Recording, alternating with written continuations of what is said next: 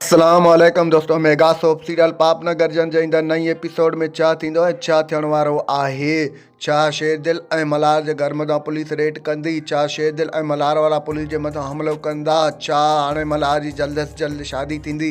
इन सॼी तफ़सीलात ॼाणण खां पहिरियां जेकॾहिं अव्हां असांजे यूट्यूब चैनल ते नवां आहियो त महिरबानी करे असांजे यूट्यूब चैनल खे सब्सक्राइब करे घंटी जे बटन ते प्रेस करे नोटिफिकेशन ते ऑल करे छॾींदा, जीअं हर ईंदा नई नोटिफिकेशन सभु खां पहिरियां अव्हां ॿाहिरनि ताईं बावक़्तनि पहुची सघे।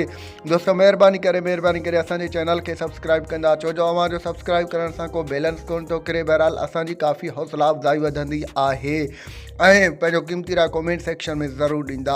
हाणे हलूं था पंहिंजी मेन ॻाल्हि ॿोल तरफ़। जीअं त मेगा सोप सीरियल पाप न गरजन जे ईंदड़ नई एपिसोड में अव्हांखे ॾिसण वटां मिलंदो त शेरदिल तमामु घणे गुस्से में हूंदो, छो जो कमीनो वॾेरो बालाज ख़ान पुलिस खे चई छॾियो आहे त तूं हाणे शेरदिल मल्हार वारनि जे घर जे मथां चढ़ाई कर ऐं तव्हांखे ॾिसण वटां मिलंदो जेकॾहिं पुलिस वारनि चढ़ाई कई बि त तव्हांखे ॾिसण वटां मिलंदो त शेरदिल वारा तमामु घणो तयारु हूंदा, उहो पुलिस सां बि हमिलो करण लाइ तयारु हूंदा ऐं पुलिस खे बि ज़ख़्मी कंदा।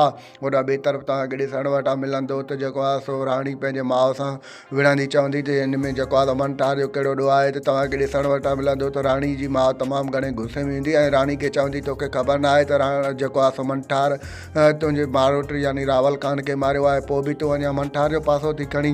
होॾा ॿिए तरफ़ तव्हांखे ॾिसण वटां मिलंदो त हाणे जल्द अज़ जल्द राबेल जी जेको आहे शादी मल्हार सां थींदी ऐं जेको आहे सो हाणे ॾिसण वटां मिलंदो त थी सघे थो त ॿिए एपिसोड में तव्हांखे इहो ॾिसण वटां मिलंदो त हाणे राबेल जेको आहे सो हुनजे डेथ में वेहंदी ऐं हुनजी शादी जल्द अज़ जल्द मल्हार सां थींदी।